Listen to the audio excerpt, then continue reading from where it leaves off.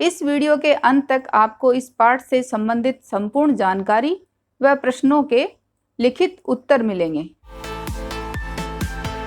नमस्कार सभी को, हिंदी कला केंद्र में आपका स्वागत है। अगर आप इस चैनल पर नए हैं तो पहले इसको सब्सक्राइब करें व बेल आइकन को दबाना ना भूलें ताकि नए वीडियो का नोटिफिकेशन सबसे पहले आपको मिले।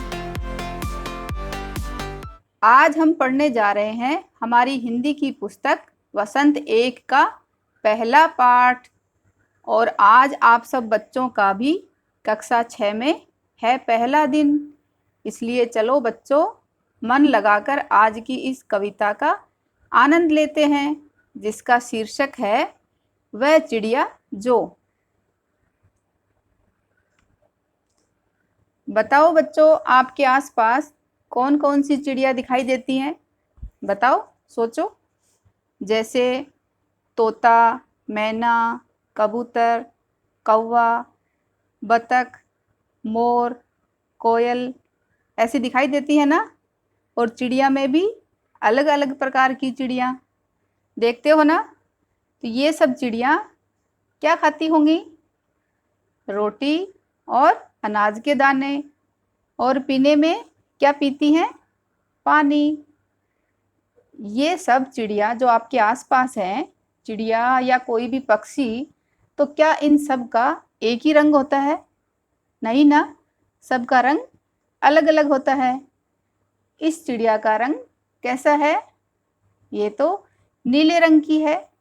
तो आज एक ऐसे ही नीले पंखों वाली चिड़िया की कविता पढ़ते हैं जिसका सबसे पहले करते हैं सस्वर वाचन।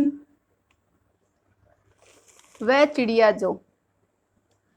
वह चिड़िया जो चोंच मारकर दूध भरे जुंडी के दाने रुचि से रस से खा लेती है। वह छोटी संतोषी चिड़िया, नीले पंखों वाली मैं हूँ, मुझे अन्न से बहुत प्यार है। वह चिड़िया जो कंठ खोल कर बूढ़े वन बाबा की खातिर रस उड़ेल कर गा लेती है। वह छोटी मुंह बोली चिड़िया, नीले पंखों वाली मैं हूँ, मुझे विजन से बहुत प्यार है। वह चिड़िया जो चोंच मारकर चढ़ी नदी का दिल टटोल कर जल का मोती ले जाती है।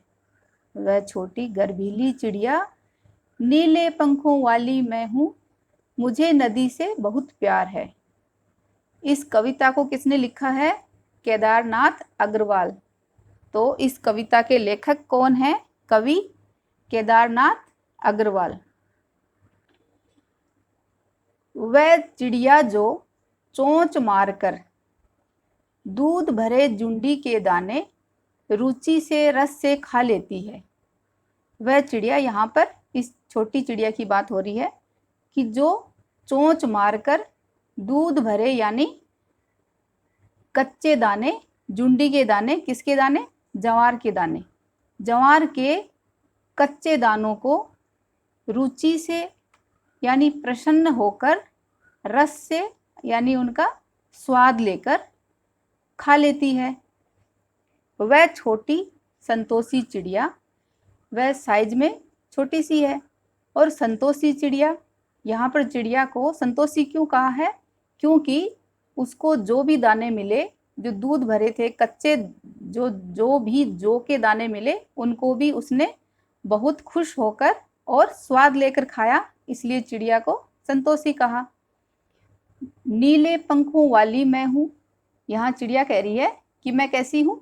नीले पंखों वाली मैं हूँ, मुझे अन्न से बहुत प्यार है। अन्न यानी अनाज। अनाज में कोई भी दाने, चावल, गेहूँ, जौ, तो उस चिड़िया को अन्न से बहुत प्यार है।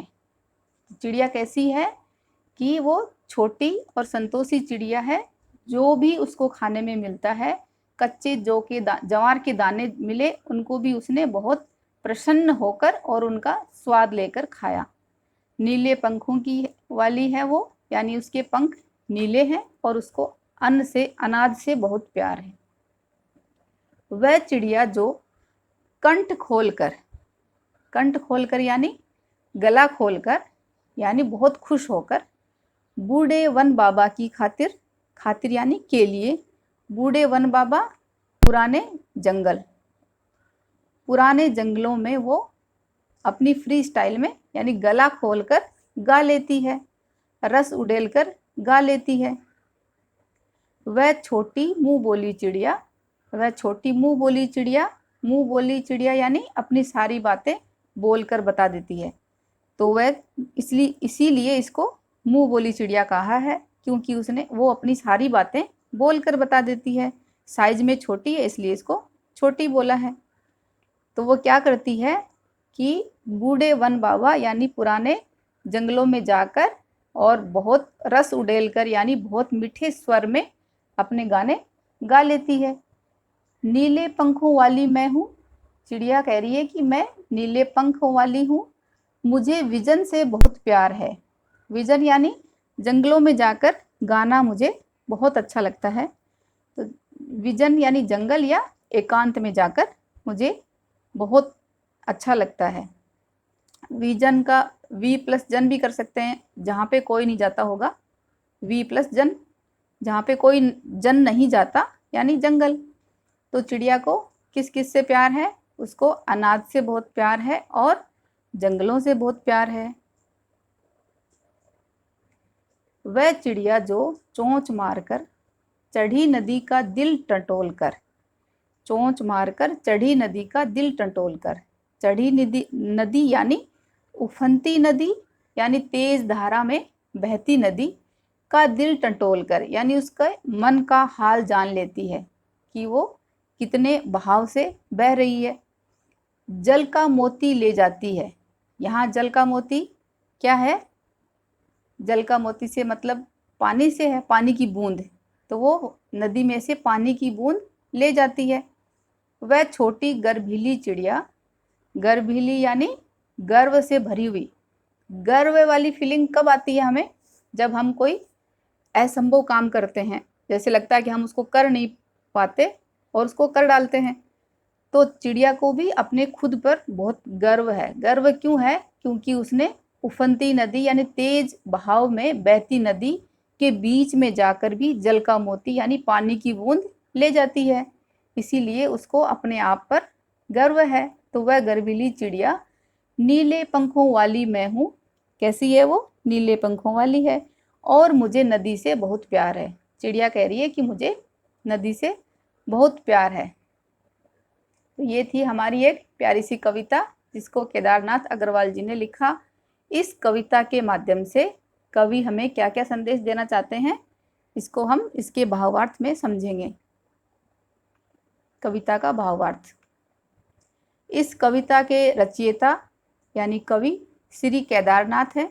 इस कविता में कवि ने नीले पंखों वाली छोटी चिड़िया के बारे में बताया, यानी उसकी विशेषताओं के बारे में हमें अवगत करवाया, और जिसको अन्न, जंगल व नदी से प्यार है। इस कविता के माध्यम से कवि हमें संदेश देना चाहते हैं कि हमें भी नीले पंखों वाली इस चिड़िया की तरह संतोषी कैसा होना चाहिए? हमें संतोषी यानी जो हमें जिंदगी में मिले उसी में खुश होकर जीना है और उसी का आनंद लेकर जीवन को जीना चाहिए। जैसे छोटी चिड़िया दूध भरे ज्वार के दाने खाकर भी खुश है और उनको भी स्वाद लेकर खा रही है। जिस तरह चिड़िया एकांत जंगल में जाकर भी खुशी से गा लेती है, उसी प्रकार हमें भी अकेले में खुश रहने का संदेश देती है। चिड़िया बहुत साहसी है, छोटी चिड़िया बहुत साहसी है, जो तेज बहती यानी उफनती नदी से भी पानी पी लेती है और उसे स्वयं पर गर्व है, यानी ये उसकी क्वालिटी है, उसको अपनी क्वालिटी पर गर्व है। ऐसे ही हमें क्या संदेश दे रही है कवि चिड़िया के माध्यम से? हमें क्या संदेश देना चाहते हैं कि हमें भी कठिन परिस्थितियों में भी हिम्मत नहीं हारनी चाहिए और जो गुण हमारे अंदर हैं उन पर गर्व करना चाहिए। समझे बच्चे? वह चिड़िया जो के अभ्यास प्रश्नों की ओर चलते हैं। कविता पढ़कर तुम्हारे मन में चिड़िया का जो चित्र उभरता है उस चित्र को कागज पर बनाओ। ये आप अपने मन से बनाओ। जैसे इस चित्र को बनाकर इसमें नीला रंग भर सकते हो। आसान है ना इसको बनाना, तो देखकर इसको बना सकते हो। या फिर अपने मन से कुछ दाना चुगती हुई या कोई उड़ती हुई ऐसे भी कोई चिड़िया बना सकते हो। तुम्हें कविता को कोई और शीर्षक देना हो, शीर्षक यानी कविता का नाम कुछ और देना हो, तो क्या शीर्षक देना चाहोगे? उपयुक्त शीर्षक सोचकर लिखो। जैसे इस कविता का दूसरा शीर्षक नीली चिड़िया भी हो सकता है। इस कविता के आधार पर बताओ कि चिड़िया को किन किन चीज़ों से प्यार है। इस कविता के आधार पर चिड़िया को अन्न, जंगल व नदी से प्यार है। कवि ने चिड़िया को छोटी, संतोषी, मुंह बोली और गर्भीली चिड़िया क्यों कहा है? ये सब हमने अभी पढ़ा ना। चिड़िया छोटे आकार की थी और किसी भी बात को बोलने से नहीं झिझकती थी, इसीलिए कवि ने उसे छोटी और मुंह बोली कहा है, क्योंकि वो अपनी सारी बातें बोलकर बता देती है। वह दूध भरे ज्वार के दाने खाकर भी खुश थी, इसलिए उसे संतोषी कहा। चिड़िया को अपने कार्यों पर गर्व था, क्योंकि वह उफनती नदी के बीच से भी पानी पीने जैसा कठिन कार्य सफलतापूर्वक कर जाती थी, इसीलिए कवि ने चिड़िया को गर्वीली कहा है। आज से स्पष्ट करो, ये जो लाइन कविता में आई थी इनका क्या मतलब है, ये बताओ। रस उड़ेल कर गा लेती है, रस उड़ेल कर गा लेती है, तो इस पंक्ति में चिड़िया बंधन मुक्त यानी आज़ाद वाली फीलिंग लेकर, आज़ाद होकर और खुश होकर इतना मधुर और मीठा गाती है मानो उसने सारा रस गाने में उड़ेल दिया हो, गाने में डाल दिया हो। चढ़ी नदी का दिल टंटोल कर जल का मोती ले जाती है। इन पंक्तियों में चिड़िया की कार्य कुशलता व साहस को दर्शाया गया है। वह जल के बीच में स्थित मोती को भी ढूंढ लेती है, अर्थात यहाँ पर मोती से क्या अर्थ है? वह तेज बहती नदी से भी पानी पी लेती है। अनुमान और कल्पना।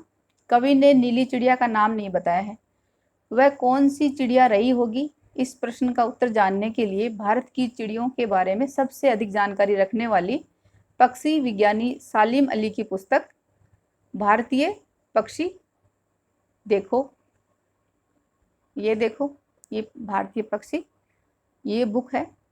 इसमें ऐसे सभी पक्षियों का विस्तार से वर्णन है जो हमारे देश में पाए जाते हैं। इनमें ऐसे पक्षी भी शामिल हैं जो जाड़े में एशिया के उत्तरी भाग और अन्य ठंडे देशों से भारत आते हैं।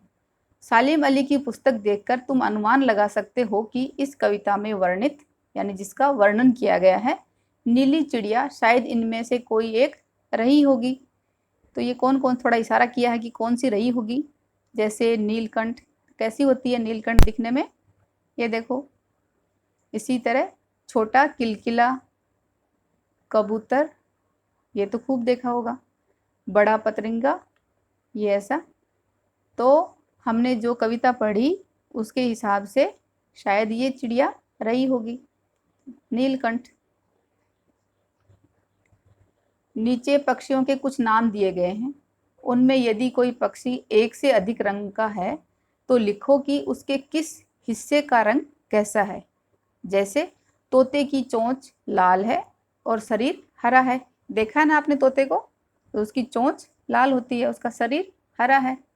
इसी तरह मैना, मैना कैसी होती है, ये देखो, तो इसका चोंच और पैर पीले, शरीर गहरे भूरे रंग का है। इसी तरह कौवा, कौवे का चोंच व पंख काले, बीच का शरीर स्लेटी रंग का है। बतख, ये देखो, ये चोंच और पैर इसके नारंगी दिख रहे हैं ना, और शरीर सफ़ेद रंग का। इसी तरह कबूतर, इसकी गर्दन हरी, पैर लाल और शरीर स्लेटी रंग का है। कविता का हर बंद वह चिड़िया जो से शुरू होता है और मुझे रिश्तान बहुत प्यार है पर ख़त्म होता है। तुम भी दी गई इन पंक्तियों का अपनी कल्पना से प्रयोग करते हुए कविता में कुछ नए बंद जोड़ो। तो ये आप अपने आप लिख कर देखो, कविता को पहले पढ़ो उसके बाद आगे सोचो।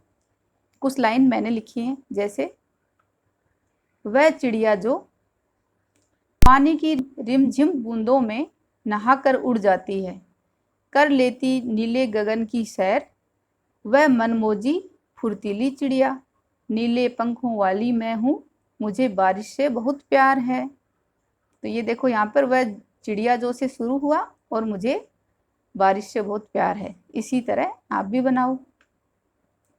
वह चिड़िया जो तिनका तिनका चुनकर अपना नीड़ बनाती, दिन रात लगी रहती, वह छोटी मेहनती चिड़िया, नीले पंख वाली मैं हूँ, मुझे घोंसले से बहुत प्यार है। भाषा की बात। पंखों वाली चिड़िया, नीले पंखों वाली चिड़िया। पंखों वाली चिड़िया में तो कोई भी चिड़िया हो सकती है, तो यहाँ पे हमने पंखों को क्या कर दिया, कैसे पंखों वाली, नीले पंखों वाली। इसी तरह ऊपर वाली दराज को सबसे ऊपर वाली दराज, अलग से इसको स्पेशल बना दिया। तो यहाँ रेखांकित यानी ये जो अंडरलाइन है, शब्द विशेषण का काम कर रहे हैं, यानी वो चिड़िया की, जैसे ये चिड़िया तो इसकी विशेषता बता रहे हैं कि ये चिड़िया कैसी है। पंखों वाली तो सभी चिड़िया होती हैं, तो ये नीले पंखों वाली है।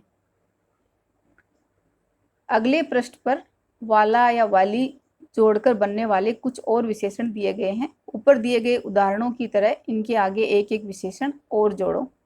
जैसे मोरों वाला बाग। मोरों वाला, जहाँ पे मोर रहेंगे वो कोई भी बाग हो सकता है, तो इसको हम इसकी इन मोर वाले बाग की क्या विशेषण क्या जोड़ेंगे कि सफ़ेद मोरों वाला बाग। पेड़ों वाला घर, लंबे पतले पेड़ों वाला घर। फूलों वाली क्यारी, कोई भी तरह के फूल होंगे उनको सबको हम यही कहेंगे कि फूलों वाली क्यारी। तो हम इसका विशेषण जोड़ देंगे, इसकी विशेषता जोड़ देंगे। कैसे फूलों वाली क्यारी, पीले फूलों वाली क्यारी। खादी वाला कुर्ता, सफ़ेद खादी वाला कुर्ता। बहुत रोने वाला बच्चा, इसी तरह लंबी लंबी मूँछों वाला आदमी। वह चिड़िया जुंडी के दाने यानी जवार के दाने रुचि से खा लेती है, चाव से खा लेती है। रुचि से कैसे खाती है, रुचि से। वह चिड़िया रस उड़ेल कर गा लेती है, तो कैसे गाती है चिड़िया, रस उड़ेल कर, यानी उसमें मधुर आवाज़ डालकर गाती है। तो गाना, गाना क्या है, क्रिया, जो हमने पहली कक्षा में पढ़ा था। और खा लेती है, खाना क्या है, क्रिया। तो जो क्रिया, चिड़िया जो क्रिया कर रही है यानी जो काम कर रही है, उस काम को वो किस तरह से कर रही है। यहाँ पर ये चिड़िया बहुत रुचि से खा रही है, यहाँ पर वो रस उड़ेल कर खा रही है। तो कविता की इन पंक्तियों में मोटे छापे वाले शब्दों को ध्यान से पढ़ो। पहले वाक्य में रुचि से यानी खाने के ढंग की बात हो रही है, और दूसरे खाने में रस उड़ेल कर गाने के ढंग की विशेषता बता रहे हैं। कैसा खाती है और कैसे गाती है उसकी विशेषता बता रहे हैं। अतः ये दोनों क्या हुआ, काम करना, कोई भी काम करना क्या हुआ, क्रिया हुआ, यानी खाना और गाना क्रिया है, लेकिन उनको वो किस तरह से कर रही है, रुचि लेकर खा रही है, रस उड़ेल कर गा रही है, तो ये उसका हो गया क्रिया विशेषण। नीचे दिए वाक्यों में कार्य के ढंग या रीति से संबंधित क्रिया विशेषण छांटो। जैसे सोनाली जल्दी जल्दी मुंह में लड्डू ठूंसने लगी। तो सोनाली मुंह में लड्डू ठूंस कर खा रही है, लेकिन वो ठूंस रही है तो वो इस काम को किस तरह से कर रही है, वो जल्दी जल्दी कर रही है। तो ये ठूंसना उसकी क्रिया हुई। इसकी विशेषता क्या हुई कि वो उनको जल्दी जल्दी ठूंस रही है, तो ये उसकी क्रिया का विशेषण, ये क्रिया विशेषण हुआ यहाँ पर, जल्दी जल्दी। इसी तरह गेंद लुढ़कती हुई झाड़ियों में चली गई, तो गेंद लुढ़कती। भूकंप के बाद मुर्जाफर की जिंदगी धीरे धीरे सामान्य होने लगी, तो धीरे धीरे इसकी क्रिया विशेषण हुआ। कोई सफ़ेद सी चीज़ धप से आंगन में गिरी। जैसे कोई भी चीज़ आंगन में गिरती है तो वो किस तरह से गिरी, वो उसकी विशेषता हुई। गिरना एक क्रिया है और इसकी विशेषता हो गई धप से गिरी। इबोबी फुर्ती से चोर पर झपटा, तो ये चोर पर कैसे, किस तरह से झपटना एक क्रिया हुई, और किस तरह से झपटा, तो फुर्ती से। तेजिंदर सहम कर कोने में बैठ गया। कोने में बैठ गया, क्रिया हुई तो किस तरह से बैठा है, सहम कर। ये पत्र मिलते ही फौरन घर चली आओ, तो घर कैसे आई वो, फौरन। आज अचानक ठंड बढ़ गई, ठंड बढ़ जाना क्रिया हुई, लेकिन वो किस तरह बढ़ी, अचानक, तो ये क्रिया विशेषण। कविता को एक बार फिर से पढ़ें और उसके भावार्थ को समझें। अपने आसपास कौन कौन सी चिड़िया दिखाई देती हैं, उनके नाम जानें। पक्षियों के लिए दाना व पानी उचित स्थान पर रखें। सुधार व सुझावों के लिए कमेंट बॉक्स में लिखें। अगर हमारे वीडियो बन ही रहे हैं आपके फेवरेट, तो फिर क्यों ना करें इनको लाइक, सब्सक्राइब और रिकमेंड। हमें और बेहतर बनाने के लिए आप कर सकते हैं कमेंट। धन्यवाद।